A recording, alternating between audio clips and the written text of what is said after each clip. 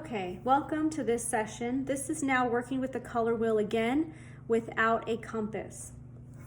So in this case, we're going to use different objects to try to find a whole number. So whatever you have around the house, look for something that is circular in shape. And if you do have a measuring tape, it's really helpful because you can walk around and see what measures out. You want to be as close to a whole number as possible. This is about 8 3/4. You can still work. It's just really nice when it's close to, again, something that has a whole number in it. So no halves or quarters or 3/4 and so forth. So this is about 9 exactly, just about.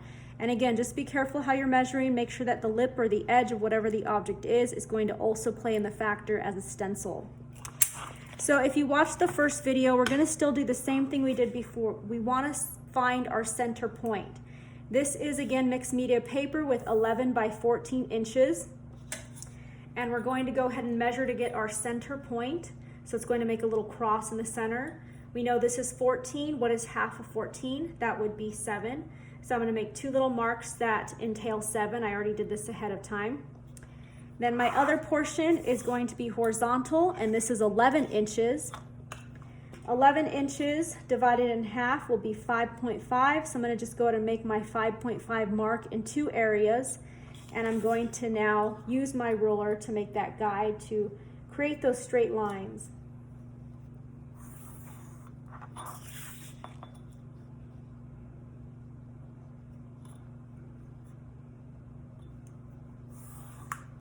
Okay, so I have my middle portion again. I know this will be my center.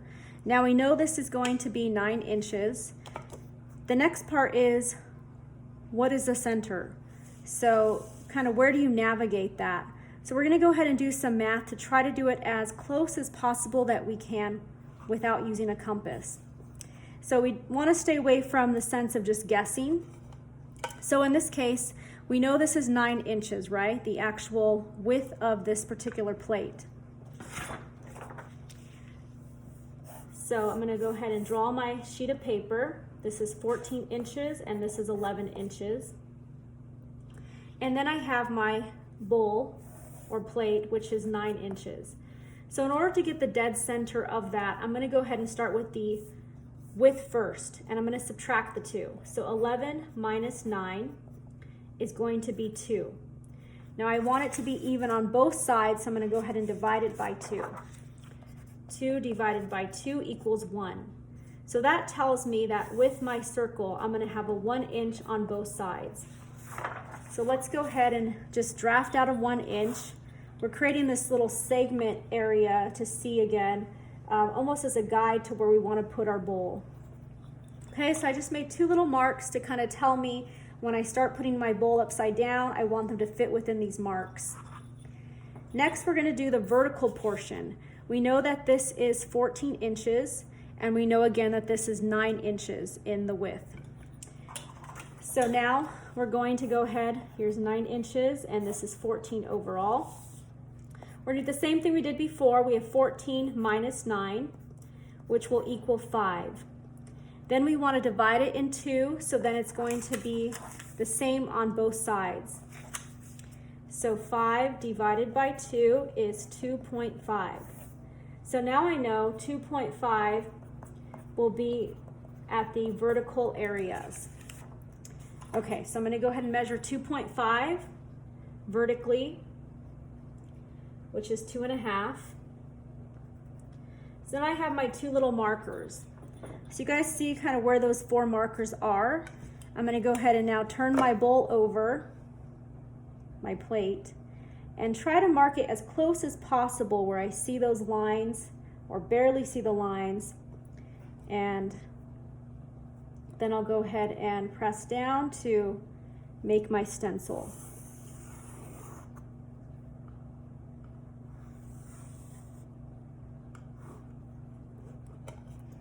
Okay, so now here is my circle. Next, I want to go ahead and do the same thing that we did in the first video where I discussed now making my pie slices. So this is the part that I do freehand. Again, I have 4 segments. I'm going to have 3 in each of these.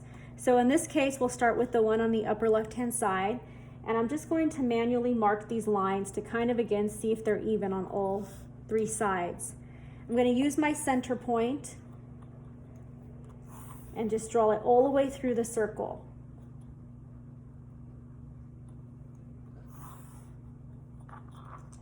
Okay, same thing with the other sides. I'm going to go ahead now work at the upper left-hand side. That was my right. Okay, and just go ahead and mark out the locations.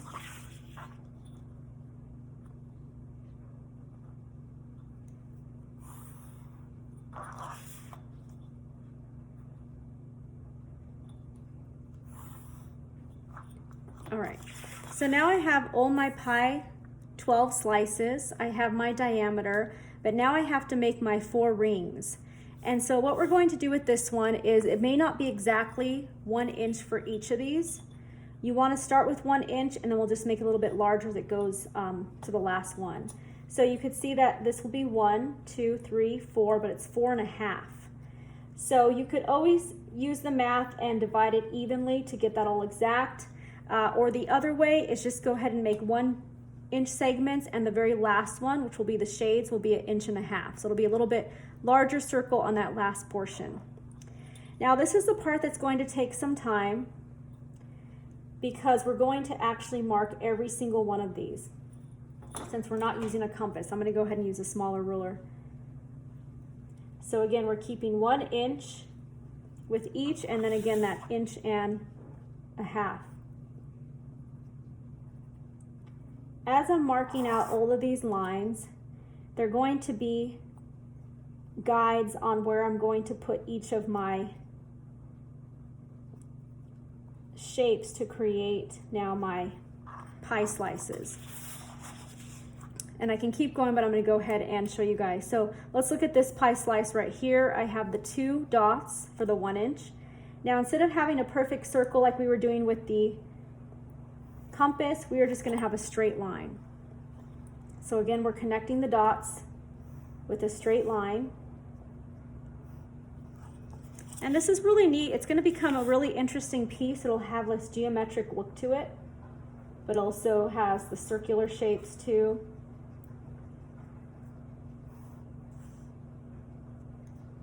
So again, I'm just connecting all the little dots I created. 1 inch, I'm creating segments. The very last circular shape, remember, for mine will be 1.5 inches. So if you do have a bowl that's a little bit larger, you can always have the last one be a little bigger.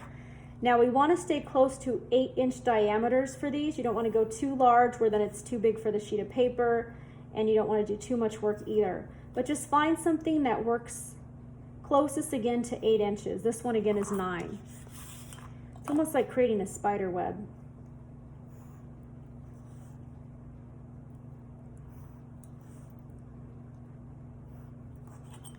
Okay, so I'm creating still my 1, 2, 3, 4, my 4 slices. This will be the hue, the tints, tones, and shades, which we'll go over in the next video. But I'm going to go ahead and continue on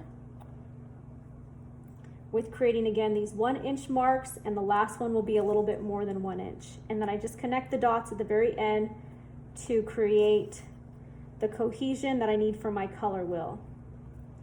If anyone does have questions, please email me. Again, you can always do Zoom meetings with me too, one-on-one. I'm happy to do that with you guys.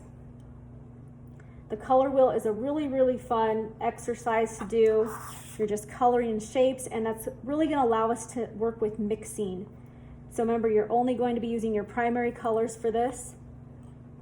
And of course, black and white. We will make our secondary.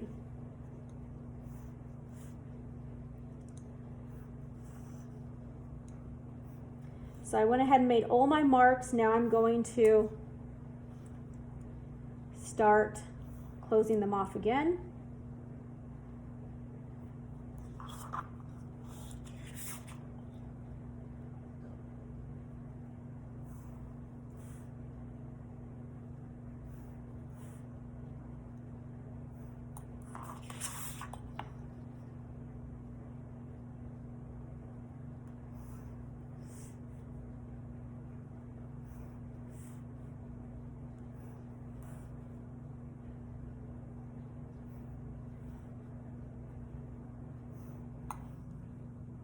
And I'm almost finished with closing them off.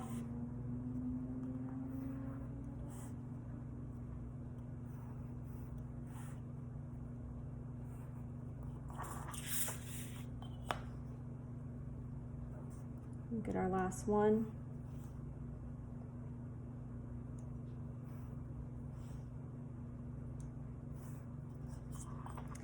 Then what I'm going to do is erase these outer lines that we started with originally to create our center point.